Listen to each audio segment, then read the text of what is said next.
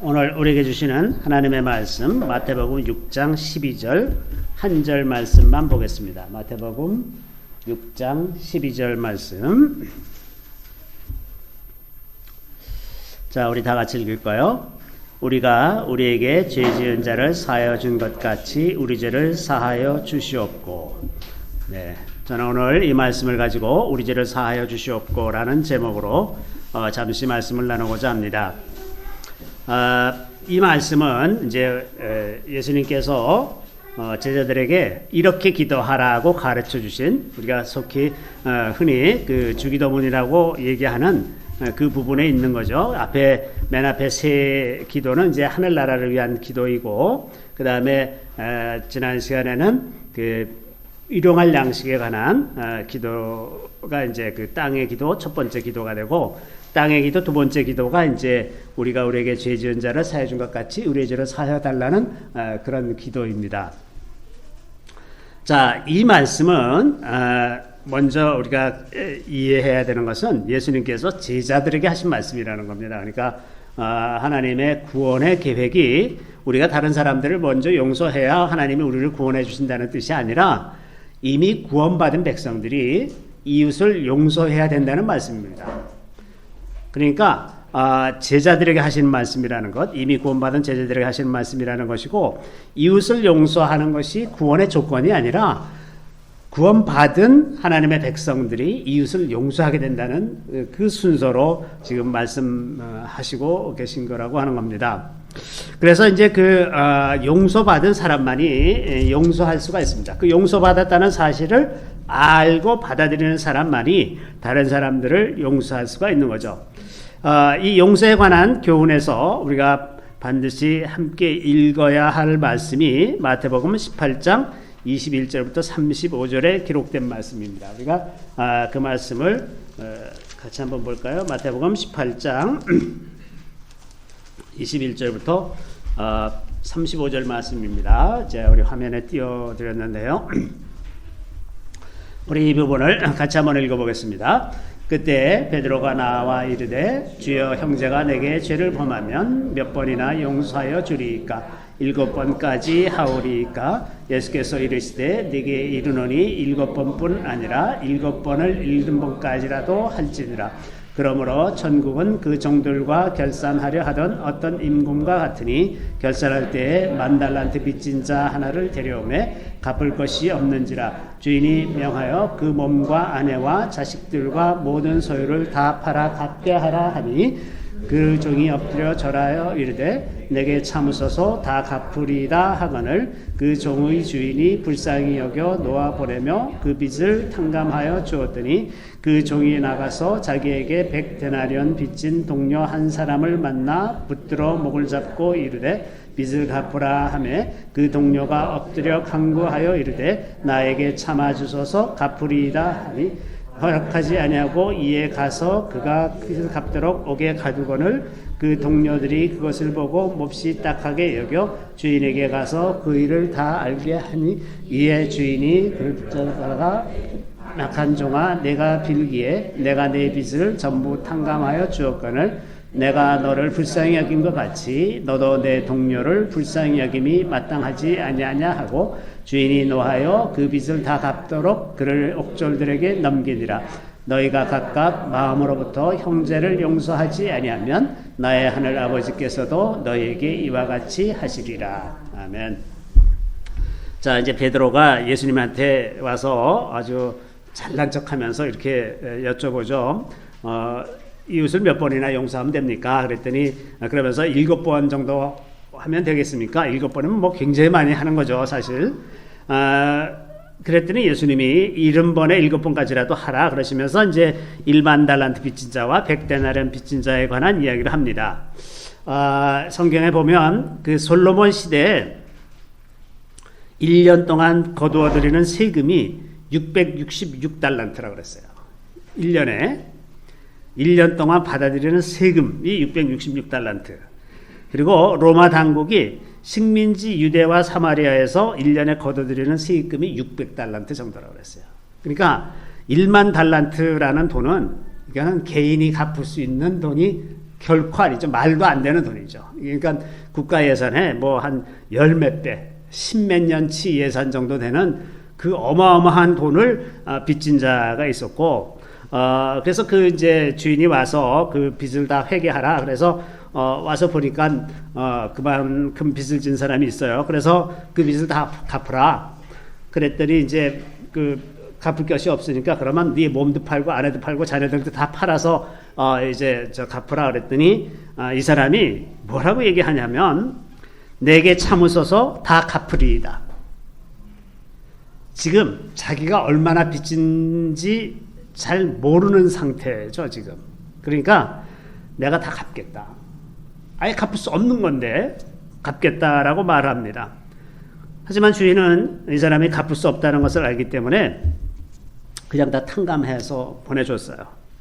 다 면제시켜줬습니다. 그랬더니 나가서 이제 길을 가다가 자기에게 100데나리온 빚진 자를 만났습니다. 데나리온은 하루 품삯 정도가 되니까 100데나리온이면 100일 정도 일하면 벌 수 있는 돈이죠. 그러니까 100데나리온은 갚을 수 있는 그런 수준의 빚이죠. 그랬는데 그 사람을 갚으라고 말하면서 목을 잡고, 이게 목을 잡았다는 표현이 이 성경에서 목을 잡았다고 하는데 이게 목을 조르고 거의 죽일 듯이 이렇게 이제 협박하는 굉장히 강한 태도죠. 그러면서 이제 이 사람을 옥에 가두었습니다. 그랬더니 그걸 옆에 보고 있던 동료들이 자기는 만 달란트 그 탕감 받은 사람이 겨우 그 100데나리온 때문에 저러고 있나 해서 안타까워서 그 이야기를 이제 주인에게 전해 주었더니 주인이 이제 불러다가 화가 나가지고 악한 종아, 내가 빌기에 내가 내 빚을 전부 탕감하여 주었거늘 내가 너를 불쌍히 여김과 같이 너도 내 동료를 불쌍히 여김이 마땅하지 아니하냐. 그러면서 다시 그 사람을 옥에 가두었습니다. 그러면서 예수님이 마지막에 이렇게 말씀하시죠. 너희가 각각 마음으로 형제를 용서하지 아니하면 나의 하늘 아버지께서도 너희에게 이렇게 하시리라. 주님께서 원하시는 것은 우리가 하나님으로부터 얼마나 많은 빚을 탕감받았는지 그것을 안다면 당연히 너희들이 가서 너희 이웃을 용서할 수 있을 거라고 하는 겁니다. 그래서 용서해야 된다는 겁니다. 왜냐하면 하나님께서 우리를 너무 큰 죄에서 우리를 용서하셨기 때문에 그렇다고 하는 거죠. 그러니까 이 맥락에 비춰보면 사람이 이웃을 용서할 수 있으려면 첫 번째는 자기 자신의 죄를 알아야 됩니다. 자기 죄를 모르는 사람이 이웃을 용서한다는 것은 있을 수 없는 일이에요. 그 다음에 그 죄의 결과로 어떤 형벌을 받을 것인지를 알아야 됩니다. 그리고 그 형벌은 우리의 생명을 다해도 갚을 수 없는 영원한 형벌이라는 것을 알면 그리스도께서 하신 일이 얼마나 놀라운 일인지 이제 비로소 이해하게 됩니다. 이렇게 되면 용서할 수가 있어요. 이웃들을 용서할 수가 있습니다. 그렇기 때문에 이 말씀과 오늘 본문에서 주님께서 하시는 말씀, 우리가 우리에게 죄 지은 자를 사하여 준 것 같이 이렇게 말하는 것이 바로 이 말씀이라고 하는 겁니다. 주께서 우리를 얼마나 많은 죄를 용서해 주셨는지를 안다면 우리를 이제 이웃을 용서하게 되는 것이고, 우리가 우리 이웃을 용서하면 우리가 짓는 죄를 하나님께서 더 용서를 해 주신다고 하는 말씀이죠. 이렇게 용서하라, 이웃을 용서하라 그러는 것은 무엇보다도 자기 자신을 위한 것입니다. 우리는 종종 용서하지 않는 것이 그 자랑이고 뭐 잘하는 것이고 절대로 잊지 않고 원수 갚는 것이 훌륭한 것 같지만, 용서하지 않는 것은 가장 먼저 용서하지 않는 사람을 망치는 지름길입니다. 용서하지 않으면 용서하지 않는 대상, 그 사람에게 사로잡혀 살아요. 매일 그 생각만 하고 있기 때문에 그 생각이 내가 미워하는 그 사람의 생각으로 가득 차 있습니다. 그러면 내가 나의 인생을 사는 것이 아니라 그 사람의 인생을 살게 되고 그 사람을 닮아가게 돼요. 옛말에 시어머니 미워하면서 시어머니 닮아간다고, 그 미워하는 마음을 놓치지 못하면 그 사람을 항상 생각하고 있기 때문에 그 사람을 계속해서 닮아가게 되어 있어요. 또 용서하지 않으면 이것이 영적으로는 악한 영들에게 자기 자신을 내어주는 가장 지름길입니다. 아주 큰 통로를 열어주고 악한 영들을 불러들이는 그것이 용서하지 않는 것입니다. 예전에 제가 어떤 뇌종양이 있는 분을 위해서 기도했던 적이 있는데, 이분이 이제 미국에서 제일 유명한 의사, 뇌종양의 제일 유명한 의사에게 가서 이제 한번 수술을 했어요. 그랬는데 얼마 지나지 않아서 재발했습니다. 근데 이제 재발하면 더 이상 수술을 할 수 없다 그래요. 근데 이제 이분이 마지막으로 한국에 가서 기도 받아보겠다고 왔는데, 어떻게 저한테 이제 연결이 돼가지고 저희 사무실에 와가지고 이제 기도를 한 적이 있었는데, 제가 이제 기도를 하면서 하나님께서 이 사람이 용서하지 않은 사람이 있다는 것을 알려주셔가지고 그분한테 여쭤봤습니다. 용서하지 않는 사람이 있습니까? 그랬더니 있대요. 자기 시어머니래요. 그래서 이제 지금 용서를 하겠느냐, 내가 용서한다고 선포를 하겠느냐, 이렇게 물었더니 도저히 용서 못한다는 거죠. 자기는 도저히 용서할 수가 없다는 거예요. 너무 그 시어머니 때문에 그 인생이 너무 힘들었어 가지고 용서할 수 없다는 거예요. 그래서 제가 이제 그랬습니다. 죽느냐 사느냐의 문제다. 당신이 이거 용서 안 하면 죽을 것이고 용서하면 살 거다. 그래서 이제 제가 이제 따라하라 그러면서 제가 시어머니를 용서합니다, 이렇게 말을 해라. 그랬더니 말을 못해요. 그 말을 꺼내는 게 도저히 한참이나 머뭇거리다가 할 수 없이 이제 제가 시어머니를 용서합니다 이러는데 완전히 통곡을 해요. 막 통곡을 하고서 이제 그러고 지내는데, 그렇게 해서 하여튼 기도를 잘 마쳤는데 그냥 그러고 났어요. 뇌종양이 그냥 났어요. 이분이 뇌종양이 커져가지고 하루에 14시간씩을 자야 되고 잘 활동도 잘 못하고 중간에 가다가 자꾸 어지러지하고 막 이래가지고 그러던 사람인데, 그러고 나서 한 2주일을 더 한국에 머물면서 그냥 신나게 놀고 그러고 지나갔어요. 그래 돌아갔는데, 이렇게 용서하는 것은 무엇보다도 자기 자신을 위해서 하는 겁니다. 내가 원수 갚으려고 애를 쓰면 그것이 내 안에서 모든 악한 영들을 불러들여서 내 인생이 점점 더 망가질 뿐이지 결코 내가 그것을 할 수 있는 일이 아니거든요. 그래서 용서하는 것은 무엇보다도 자기 자신을 위해서 하는 것입니다. 자, 오늘 본문에 여기가 우리가 우리에게 죄 지은 자라고 이렇게 표현하고 있는데, 이 죄라고 하는 거의 헬라어 원문이 오펠리마타라고 하는 단어인데, 이 단어는 죄가 되기도 하지만 부채, 빚진 겁니다. 그래서 우리가 우리에게 빚진 자를 탕감하여 준 것 같이 이렇게 번역해도 되는 거예요. 그래서 죄를 용서해 주는 것은 빚을 탕감해 주는 것도 포함됩니다. 그러니까 어떤 사람이 여러분에게서 돈을 빌려갔는데 안 갚는다 그러면 그 형편을 봐서 도저히 갚을 형편이 안 되면 그냥 탕감해 주세요. 이게 용서하는 겁니다.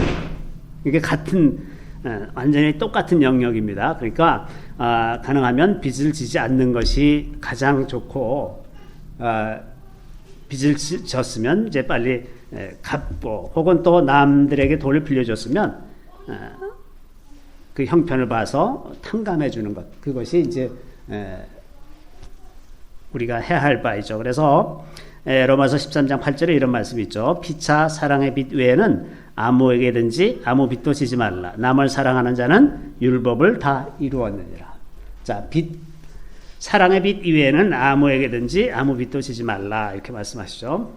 자, 오늘날 경제가 전 세계적으로 경제적인 불확실성이 엄청 커져서 진짜 언제 어떻게 될지 모르는 살얼음판을 걷고 있는 셈이거든요. 여기에 배경에는 예전에는 이제 경제학 이론이 돈을 많이 풀면 물가가 오르고, 그래서 이제 함부로 돈을 많이 풀 수가 없었는데, 이제는 양적 완화라 그래서 돈을 엄청 쏟아부어도 물가가 안 올라가는 거예요. 그러니까 이제 마음 놓고 막 돈을 많이 풀어서 그걸로 경기를 유지하고 있는데, 이렇게 된 이유는 실물 경제에 비해서 금융시장의 규모가 7배나 크기 때문에 돈을 풀면 이 돈이 실물 경제로 들어가는 게 아니라 금융으로 다 타고 갑니다. 그러니까 금융에서 금융끼리 막 이제 뭐 여러 가지 상품들, 파생 상품들 이거에 서로 투자하고 막 이러다가 이제 어느 때 지난 2008년에 그랬던 것처럼 어디서 한 군데 펑크가 나면 이게 전 세계적으로 같이 다 무너질 가능성이 있는 상태입니다. 그래서 만약에 그래서 이제 이게 금융이 펑크가 나기 시작하면 전 세계 경제가 한꺼번에 가라앉을 가능성이 있는데, 그렇게 될 때 제일 위험한 것이 빚을 지고 있는 것입니다. 금융기관에 빚을 지고 있는 것. 그래서 가능하면 빚을 지지 않는 것이 좋죠.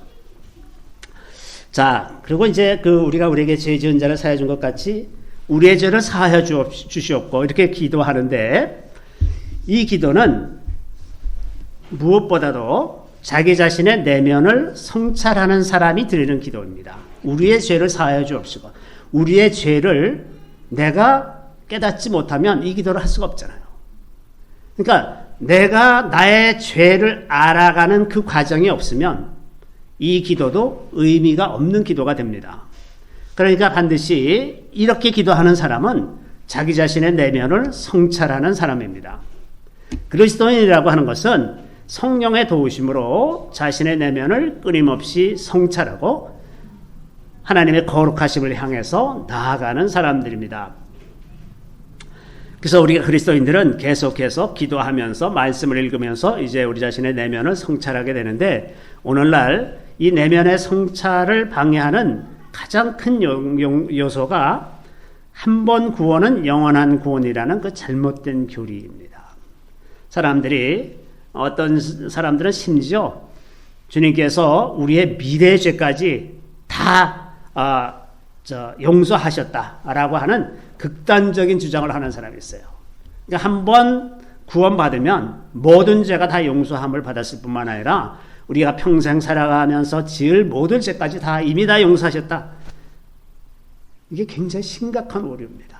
이것처럼 교회를 망가뜨리는 잘못된 사상이 없어요. 그런데도 오늘날 이런 생각에 사로잡혀 있는 사람들이 너무나 많습니다. 자, 그러다 보니 용서 이미 다 받았으니까 하나님을 믿는다는 것은 그냥 교회 다니는 거고, 교회 가서 일주일에 한 번씩 예배 드리고 헌금하고 봉사하고 이러는 것이 신앙생활 하는 것이라고 잘못 이해하고 있고, 그리고 이제 이미 다 용서를 받았기 때문에 자기 자신의 내면을 성찰할 일들이 별로 없고 그냥 그런 마음으로 다른 사람들을 정죄하고 그렇게 사는, 그리고 성경의 진리는 다만 문화적으로 교회를 왔다 갔다 하는 것, 그것이 믿는 거다라고 이렇게 잘못 생각하는 그런 수준으로 이제 교회가 타락하게 되어 있습니다. 자기 자신의 내면을 성찰할 때 어떤 관점으로 성찰하느냐가 제일 중요합니다. 그 관점은 하나님의 관점으로 보는 겁니다. 하나님의 관점으로 나 자신을 보는 거예요. 그 하나님의 관점이라는 것은 곧 성경이 말하는 관점이죠. 성경이 말하는 바를 내가 나에게 적용하고 그 관점을 그대로 받아들이는 것입니다. 이런 관점에서 볼 때 우리는 하나님 앞에서 너무나 존귀한 자입니다. 왜냐하면 세상의 모든 피조물 중에서 오직 사람만이 하나님의 형상을 가지고 있기 때문에 그렇습니다. 아무리 악한 사람이라도 그 가운데 하나님의 형상이 있어요. 하나님을 닮은 것이 그 안에 있습니다. 신적인 것이 그 안에 있다고 하는 말입니다. 그런 반면에 사람은 가장 또 부패한 존재입니다. 맨 처음에 아담과 하와가 하나님의 명령을 거부한 그때로부터 사람은 그 죄를 유전받고 있고, 그래서 한편으로는 가장 존귀하지만 한편으로는 가장 타락한 존재인 이 두 가지 양측면이 동시에 있는 것이라는 겁니다. 이 시선으로 우리를 바라봐야 된다는 거죠. 근데 많은 경우 사람들이 자기 자신의 눈으로 자신을 바라봅니다. 그러면 첫 번째는 자기 연민이 될 수가 있어요. 자기를 계속해서 불쌍히 여겨요. 내가 나를 불쌍히 여겨요. 그래서 나는 다른 사람들에게서 좀 더 위로를 받아야 되고, 존중을 받아야 되고, 그러는데 나는 그렇지 못하고 있구나. 그러면서 자기 자신을 계속 불쌍히 여기는 거예요.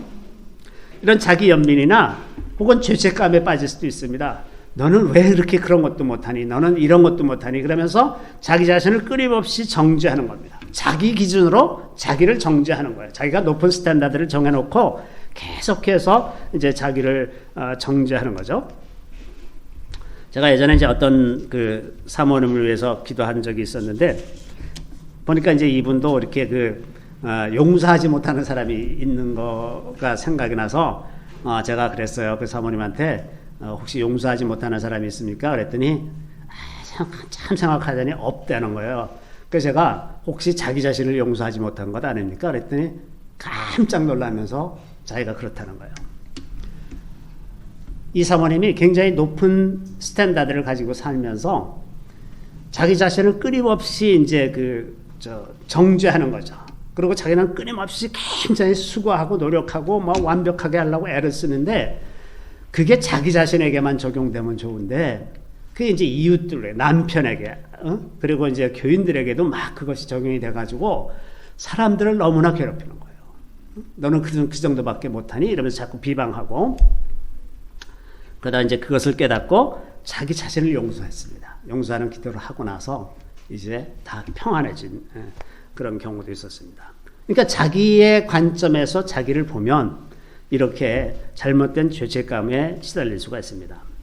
혹은 또 어떤 사람들은 이 자기의 관점으로 자기 자신을 바라보면 나르시시즘에 빠질 때도 있어요. 자기가 굉장한 사람인 줄 알아. 그리고 굉장한 대접을 받아야 된다고 착각하면서 삽니다. 그렇기 때문에 그렇게 자기를 대해주지 않는 사람들을 다 미워하게 되고, 그 사람들은 뭘 모르는 사람이라고 이렇게 생각하고 이제 그러는 거죠. 그래서 이제 어떤 눈으로 자기를 보느냐, 이것이 굉장히 중요한데, 이것은 우리에게서 나올 수 있는 것이 아닙니다. 이게 하나님의 관점으로 우리를 보는 것은 오직 성령의 도우심으로만 알 수 있는 거예요. 성령의 도우심이 없이는 우리가 우리 자신을 알 수가 없어요. 정확하게 알 수가 없습니다. 어느 쪽에 치우쳐져 있을 가능성이 이제 굉장히 많은 거죠. 그래서 우리 자신을 바라다 볼 때 항상 성령의 도우심을 구하면서 우리를 하나님의 눈으로 보게 되는 것입니다. 그렇게 될 때 우리가 우리 자신도 알 수 있고 하나님도 알 수 있게 된다고 하는 겁니다. 자, 인간에게는 이렇게 양쪽 측면이 다 있는데, 근데 오늘날 이제 좌파라고 말하는 사람들은 기본적으로 세계관이 사람을 선한 사람과 악한 사람으로 나누는 그런 세계관을 가지고 있어요. 그러니까 자기 안에 문제가 있는 것이 아니라 어떤 사람은 악인이고 어떤 사람은 선인이다, 이렇게 구분을 하는 겁니다. 사람으로 나누는 거예요. 이게 굉장히 비현실적인 인간관입니다. 사람은 누구나 다 선한 면이 있고 악한 면이 동시에 있어요. 그런데 어떤 사람은 악한 사람이고 어떤 사람은 선한 사람이라고 가르기 시작하면 인류 역사상 정말 끔찍한 재앙들이 다 그런 관점 때문에 그 재앙들이 일어났다고 하는 겁니다. 구소련의 그 프롤레타리아 혁명으로 스탈린이 수천만 명, 그 정확한 통계는 알 수 없지만 대략 한 6천만 명이라고 그래요. 스탈린이 죽인 사람이 한 6천만 명 된다고 합니다. 근데 왜 그렇게 되느냐? 이 사람은 선한 사람, 이 사람은 악한 사람으로 그냥 가르는 거예요, 다. 그러다 보니까는 자기 생각과 어긋나는 사람들을 다 죽이다 보니까 그 수천만 명이 죽죠. 또 그 중국의 그 모택동이 문화혁명을 일으켜서 그 지식인 계급과 기득권층을 다 죽이면 천국이 될 것 같이 그렇게 선동을 해서 그 사람들을 다 죽이기를 수천만 명이 또 죽었어요. 캄보디아의 그 폴포트 정권은 1980년대에 그 자기 국민, 캄보디아 인구가 500만 정도 됐던 시절인데 150만 명 이상을 다 죽였어요. 그 죽인 기준이 뭐냐 하면 그 사람의 손을 만져보고 사람 손이 농사 짓고 그래서 험한 손이면 살려두고 그 손이 깨끗하고 이렇게 부드럽고 그러면 다 죽이는 거예요. 그렇게 해서 그 캄보디아가 천국이 됐나요? 세상에 이렇게 어리석은 생각이 없습니다. 오늘날에도 극단주의 무슬림들이 얼마 전에도 이제 스리랑카에서 큰 테러를 일으켰는데 사람들을 죽이면서 천국이 된다고 생각하는 이런 사고방식을 갖고 있기 때문에 굉장히 비현실적인데 그 비현실적인 사고를 가진 사람이 계속해서 일어나고 있어요. 오늘날 전 세계적으로 이 좌파 이런 잘못된 세계관을 가지고 있는 좌파들이 서구 사회를 거의 이제 완전히 정복하고 있죠. 그래서 예전에 이제 제가 어렸을 때, 제가 청년일 때 좌파 진보는 그 자유를 추구하는 사람들이었습니다. 자유주의자였었어요. 그래서 저는 그 당시에 굉장히 진보주의적인 사람이었습니다. 굉장히 리버럴하고 이런 사람이었는데 오늘날의 좌파는 그게 아니라 그 political correctness라고 하는 정치적 올바름이라고 하는 그것이 오늘날 좌파의 핵심적인 이슈죠. 이 political correctness라고 하는 것은 차별의 기초가 되는 인종과 성, 종교에 대해서 언급하지 않는 건데 이런 사상이 어디서 나왔냐 하면 제가 여기 좀 인용을 해봤습니다.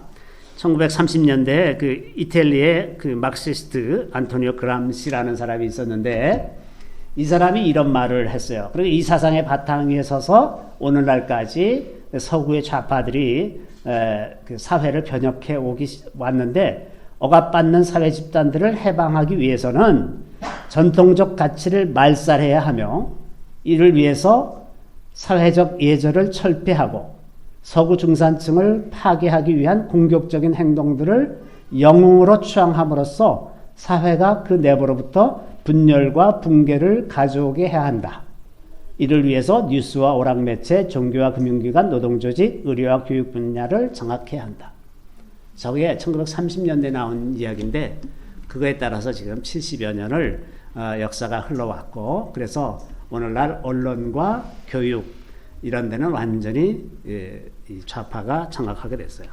얼마 전에 들은 재미있는 얘기는 그 오늘날 영문학을 공부하려면 유럽으로 영국이나 미국으로 가면 안 된답니다. 왜냐하면 이 대학들이 좌파에 잡혀가지고 가령 셰익스피어 이게 아주 고전 중에 고전 아닙니까? 이 셰익스피어를 공부하는 것은 백인 우월주의를 가르치는 것이다.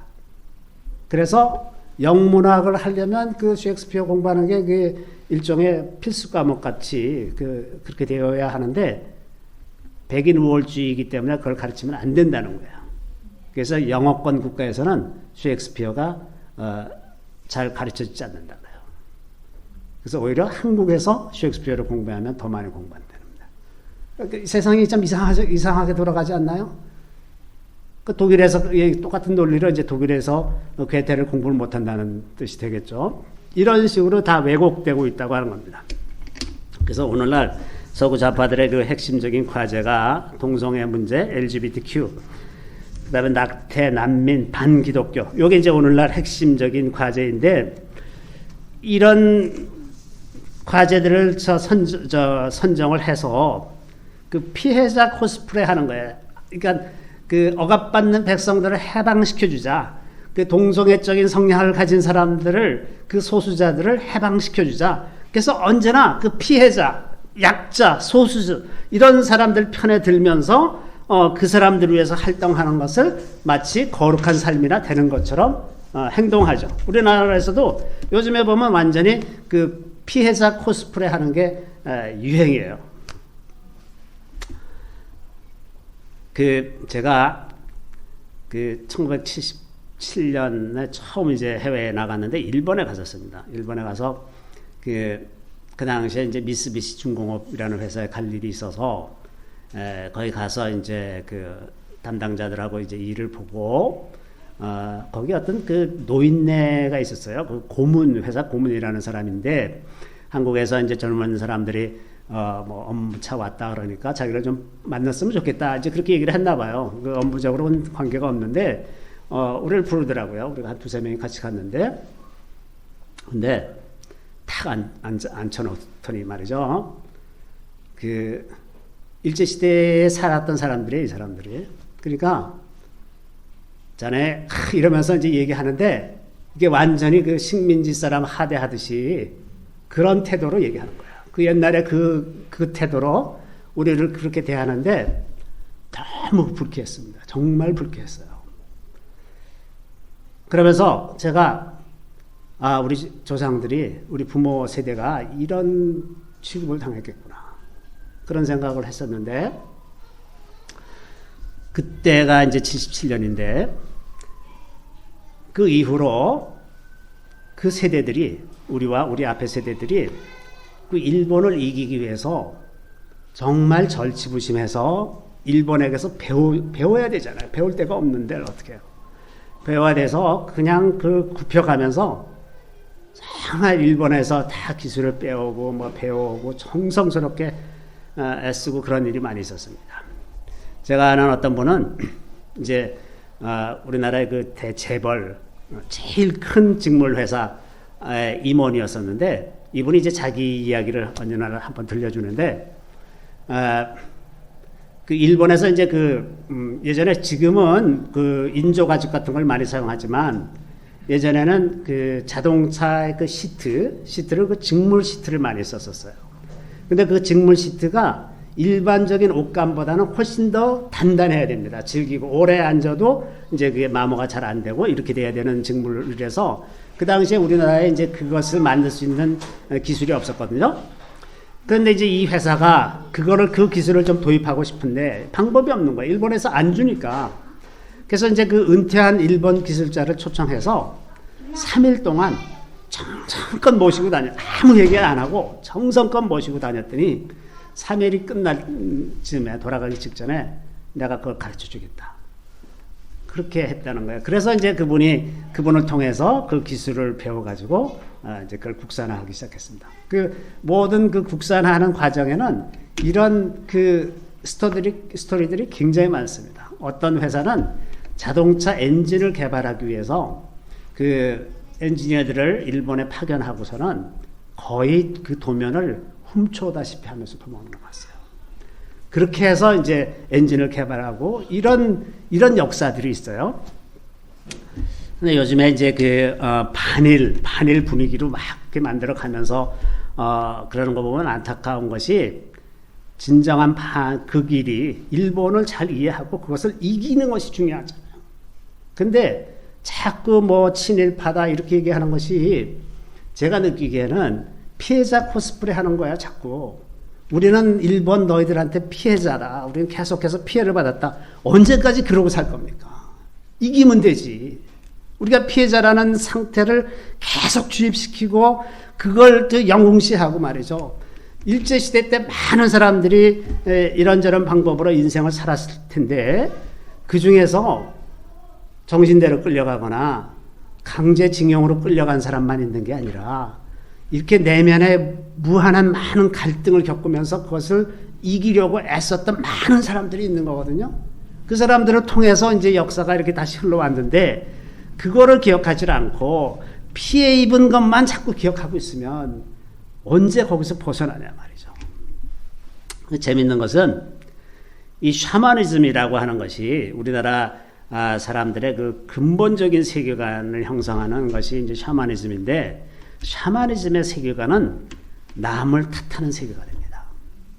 다 귀신 탓인 거예요. 우리가 뭐가 잘못되면 병에 걸리건 일이 잘 안 되건 뭐 이런 모든 일들이 다 귀신 탓인 거예요. 그래서 이제 가서 다 맨날 구슬해야 되고 그러면 좀 나아지는 것 같이 생각하는 이런 사고방식, 이게 샤머니즘인데, 이 샤머니즘의 세계관과 오늘날 전 세계적으로 휩쓸고 있는 이 좌파적인 사고방식, 다 남의 탓하는 사고방식이야.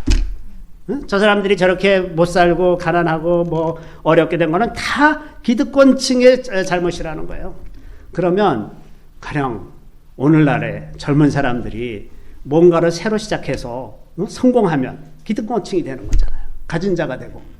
그러면 아무도 기득권층이 되려고 하지 않으면, 아무도 그런 일을 성취해내지 않으려고 하는 소극적인 삶을 살면 그 나라가 어떻게 되냐 말이죠. 그러니까 이게 굉장히 잘못된 세계관으로 사람들을 이끌어가고 있는데, 그 세계관의 배경이 이 잘못된 인간관에 있다고 하는 겁니다. 사람은 누구나 다 너무나 존귀하면서 동시에 너무나 죄인이라고 하는 것입니다.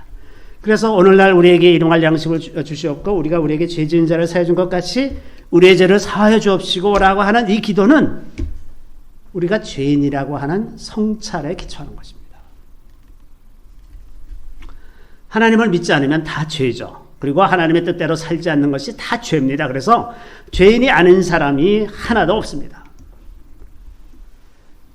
그렇기 때문에 우리가 죄인이라고 하는 그 인식, 이 인식이 없다면 주님께서 오늘 가르쳐 주신 이 기도는 필요가 없는 기도죠. 죄인이 아니면 못하러 이런 기도를 하겠습니까? 죄인이기 때문에 이렇게 기도하는 거죠. 자, 그런데 실제로 우리가 살아가는 인생 가운데서 서로 상처를 주고받는 것이 기본이에요. 벗어날 수가 없습니다. 이게 아무리 하나님을 잘 믿는다고 하더라도 상처를 받기도 하고 또 주기도 하고 그러면서 살아요. 그래서 용서하고 용서받는 삶이 우리의 일상에서 계속되는 삶의 실존이라고 하는 겁니다. 특히나 그 상처들은 대개 가까운 관계에서 더 깊게 새겨지게 마련이죠. 많은 경우 부모에게서 받는 상처가 제일 많습니다. 벗어날 수가 없잖아요. 벗어날 수가 없습니다. 그 관계에서. 제가 아는 어떤 분은 그 당시에 연세가 60대 후반이었어요. 68이었었는데 그분이 이제 일주일에 한 번씩 자기 어머니를 찾아뵙습니다. 그 어머니가 이제 90이 다 된 어머니가 계신데 갈 때마다 너무 힘들대. 스트레스가 완전히 하늘 끝까지 차올라서 아주 제가 딱 보기에도 스트레스를 너무 많이 받고 있어요. 지금 자기 딸이 지금 68인데 그분에게 뭐라 그러냐면 너는 왜 옷을 그따위로 입고 다니냐? 너는 왜 머리를 그렇게 하고 다니냐?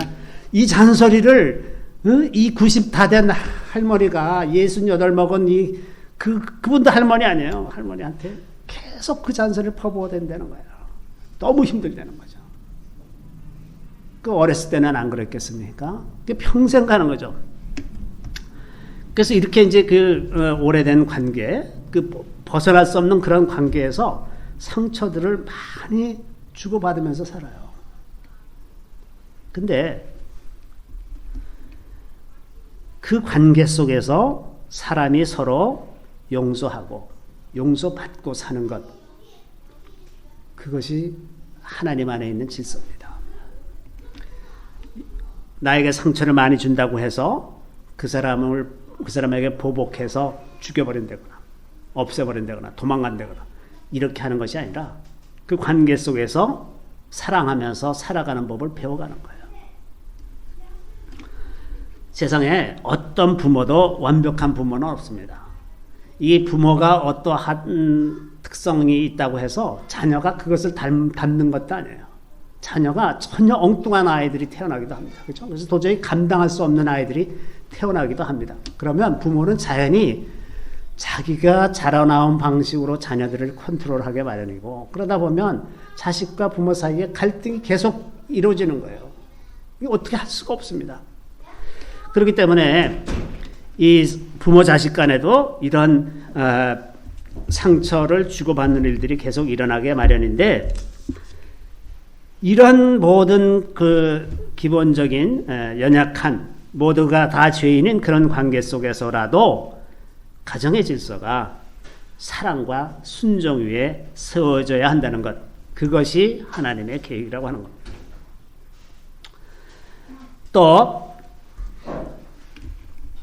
한 가지 우리가 생각해 볼 것은, 나의 내면이 왜곡되어 있으면 우리는 종종 남이 나에게 한 말이 상처를 주는 말이 아닌데도 불구하고 자기는 상처로 받아들이는 경우가 많이 있어요.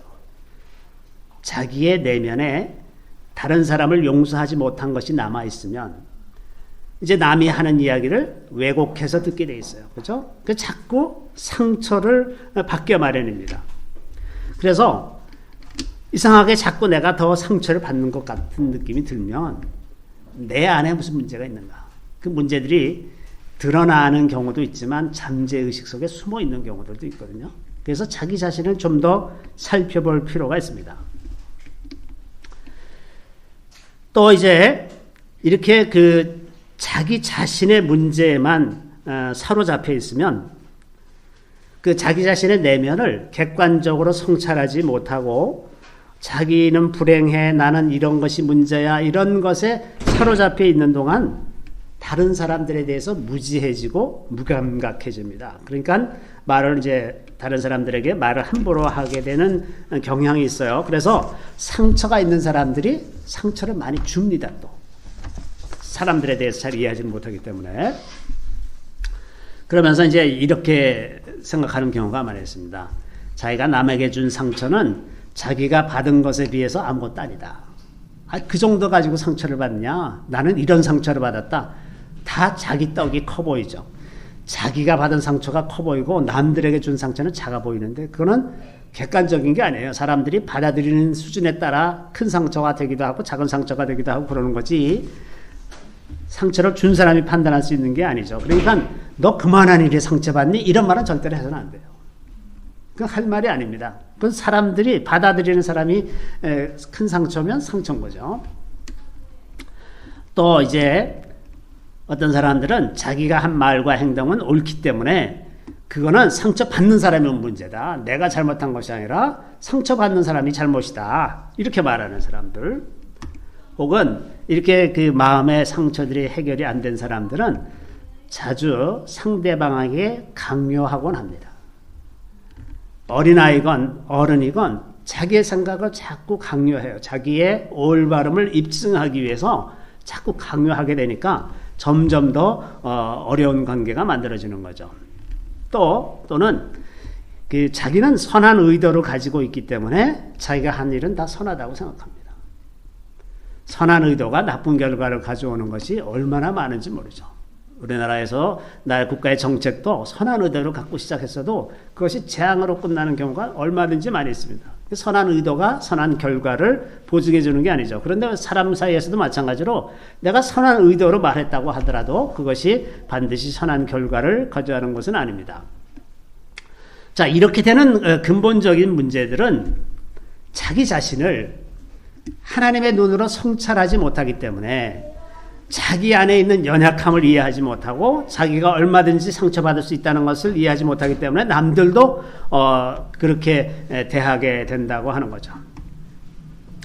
자, 이렇게 다 이런 모든 관계들을 이제 종합적으로 정리를 하면 오늘 우리에게 이렇게 기도하라고 가르쳐 주신 말씀, 이 말씀은 용서하고 용서받는 이것이 우리의 일상이라는 것, 그리고 그 일상 속에서 하나님의 뜻대로 살아가는 법을 실천하는 그 방법대로 살아가는 그런 사람들을 위한 기도라고 하는 것입니다. 그래서 이 기도의 본질은 관계에 대한 성찰입니다. 하나님과의 관계를 성찰하고 다른 사람들과의 관계를 성찰하여서 그 안에 하나님의 질서를 이루기 위한 기도가 된다고 하는 것입니다. 그래서 자신의 내면을 성령의 눈으로 성찰하는 것, 그것이 오늘 우리가 드리는 이 기도의 핵심적인 내용이 되어야 합니다. 성령으로 자기 자신을 보고 다른 사람들을 보고, 그래서 하나님을 이해하고 자기 자신을 이해해서 그 관계 속에 하나님의 뜻이 이루어지도록 바꾸어 가는 것, 점점 더 하나님의 거룩함으로 나가는 것, 그것이 오늘 우리에게 가르쳐 주신 기도의 내용이라고 말씀드릴 수가 있겠습니다. 우리 잠시 기도하겠습니다.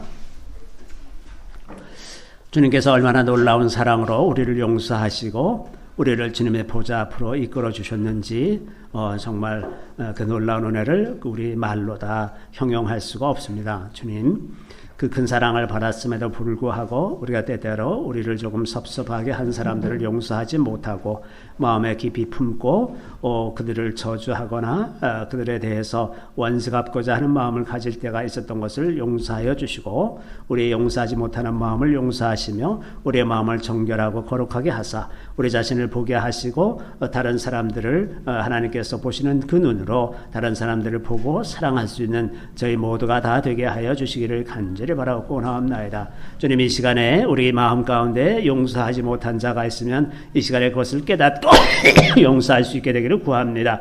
성령님 오시옵소서. 성령님 오셔서 우리 마음을 조명하여 주시옵소서. 우리 마음 가운데 아직 용서하지 못한 자가 있습니까? 주님 우리에게 믿음의 용기를 더하여 주시고 우리 자신을 보게 하여 주셔서 용서할 수 있게 도와주시옵시고, 그래서 우리의 관계가 이제 평안하게 하시며 주님의 뜻이 그 사랑하는 그 관계가 온전하게 이루어질 수 있게 도와주시기를 간절히 바라옵고 모든 말씀을 예수 그리스도의 이름으로 감사하며 기도드리옵나이다. 아멘.